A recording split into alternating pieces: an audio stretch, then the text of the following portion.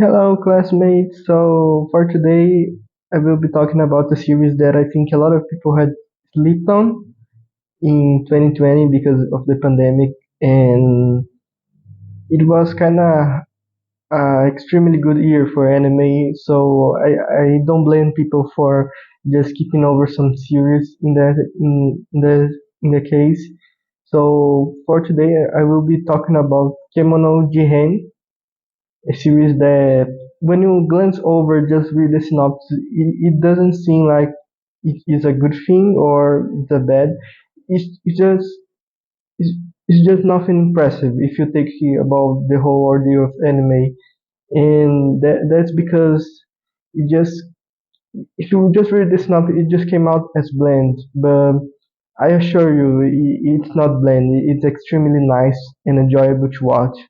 And if you had actually take time and watch the series, it is extremely good series and very good plot lines and all that. So for that, I think that nobody had, not everybody had watched it. I will be talking about a little bit of spoilers in the series, so it's just that I will be talking about spoilers and talk about the plot involving on the series. I know the series has a manga, but the manga is not, let's say, I hadn't read the manga, so I cannot review on that. I cannot do a review on that.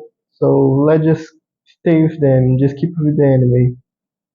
Well, and for my thing that I'll be done this time, I will be doing. I think the main protagonist little keychain, not keychain, necklace. I think is a good word. I don't know. But yeah, let us skip over and let's just talk about the series anyway. Well, if you say that a lot of just folklore myths of Japan fighting each other in a modern scenario, to me is not it's not that it's very good, but you just say a lot of other animes that does that. And so for me, at first, it didn't stand out. And you see that in the first couple of episodes because there is really nothing. It's not that it's not exciting. It's just that generic, a little bit generic in that sense. Because when you have it, like the main protagonist, that he has a hidden power. Oh, where did I see that? Where did I see that in any other anime? Let's say. And you talk about with I think his name is Kabane. He is like Tokyo Go. He's a Go. So if you know goals and Tokyo Go, and you understand what his power is. So the little thing on his necklace is keep him not want to eat humans. And then you go see, and when he meet the detective, I think the raccoon detective, I think it's a raccoon. If not as a raccoon, it's a tanuki. I think the tanuki is more fitting for him. But when the first starts and you see Shiki, the Spider-Man, kind of like Spider-Man of this series, he, he he's a little bit annoying. Reminds me a lot of Bakugo, even in design. In design, you could see that he has a lot of Bakugo's traits, even the jacket and all that, his attitude. And the other, I, I don't remember the other name, but I think it's Yuki or something. And the other guy, it's a guy. If you just see the series cape, it's not a girl. It's a guy. It's a trap. So when you see his face, you think he's a girl, but we don't know his power because most of the time in the series he really does nothing but sitting around and complain about life. And he's cute. He's cute though. Not gonna lie, he's kind of cute, but that's just his gimmick. And you think, oh, it's gonna be a generic show about. And I think when you find that. we talk about uh, when I think in the first arc when we go to the police station, then I think the kitsune was behind all that. And when you think about that, it just changed because now it's posing a real threat that not even the police, like, is not even, they cannot even rely on the police for help because the police is corrupted by the kitsune. And I think that was the first time we see Calm. Calm is a other character in the series. Well, she's a fox girl, some sort of fox girl like, and I think she's a good character because at first we just see her as a minion of the kitsune, but when we know a lot about her, not about her past, but just her actions, we know she's a little dumb. She's a little dark, and that what make the series great because she pairs up extremely well with your protagonist. That's Kabane. Kabane is really, he's not a dark, but he's like straight to the face, straight to the face. He talks about things straight to your face. So they interacting with one another, like when they go to the park and Kon says like, "Hey, can we fight for training?" And Cabernet does, yeah, of course, and he hits the girl in the face like, no, he does not care. It's funny that their interactions are actually funny and kinda wholesome in any ways because one is learning from another. Like Cabernet is teaching Com a little bit of fighting, and Con is teaching Cabernet a little bit of understanding the human emotions. I think something like that. But if the show had only that, I don't think I would be keep on watching. I would have just dropped it. But when we go a little bit further into the series and we find the like real threats, like the it's not kidding around about all of that. For some reason, like the Mosquito Girl arc, they almost eat Sheiky's brains. It's like it's so messed up in some sort of way. And the vampire guy just say, yeah, okay, okay, that's fine. And you see how messed up all of this thing is. It just felt real.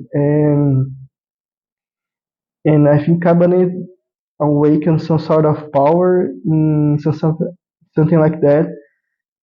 And it's extremely well done. The series director did a very good job on keeping on the pace of the series, I think, because when you turn into, I think, Shik's mom's arc, and the whole process of how he wants to make the perfect, I think, web or some style, and he uses Shik's sister. Yeah, it shows that how messed up an anime can be, because if you just saw the first 4 or 5 episodes in regards to that, you just think it's just a normal and run of the mill anime with a little twist, or it kind of felt like a kid show because it's like it's very episodic. But when you have this great arcs, that's when it becomes extremely interesting. And when we see Shiki's sister and how Cabanes absolutely destroyed the others in his fighting, man, it was satisfying seeing Shiki's father that made like the others Kemonos doing something very bad with Shik's mom, and he gets beat up by Kabane. It was very well done, extremely well done, and very good. Another thing that to point out is that I think Shiki's sister, after the arc, was kind of like Shiki opened up a bit in the arc, and it was very good because I think if Shiki just kept being that annoying guy, it would not be pleasant to watch the series at all. It would just be like watching Bakugo and Midoriya all over again for 6 seasons straight, no character. So I think that what made Kemono Jihen very good at character progression arcs, just the only character that I had extreme problem was the other character, the one that looks like a girl. I think it was Yuki, because even when his brother comes back and he becomes a lot of threat because he kidnaps Yuki. So that that was kind of intense art, but he just played like the victim. Yuki the little Yuki Ono guy did nothing. He did nothing because he's used freeze powers, he has ice powers, but he can control it, so it's kind of useless. He's kind of useless in some way, so you don't feel the connection that you had with Shiki, and that was the turning point for me for the series, because I find the last arc when they're going to rescue the little guy a little bit annoying, because I don't really have any sympathy for him. He was just like a crybaby along all the series, so I don't know. I didn't like that. But in the end, it was a good arc with good fights. The fights between the Yukiona brother and Kabane was extremely well done. And the texture to the fire by the other fox guy. I forgot. There's another fox guy. The different from Con. Con was the main guy, but she cannot use flame. She only know. I think she knows how to use flame, but not as good as the other character. And when he used the flame, it was extremely good fight, very well animated. And for that, I think you should watch it, Kemono jihen. I was hoping for a second season because if you know, they open up the series for a second season, but in the end, they just I don't know. I kind of waiting for the second season anyway. So that was really sad because the series was actually good and deserved a second season because it left a lot of things open for debate. Like in the end of the fight, Cabanet's necklace almost like fuses with the Yukiona brother necklace, and they form like a mess up conglomerate. And I think Cabanes need to remove that from his, and that's not explained. That's just left out in the series. No one explained it.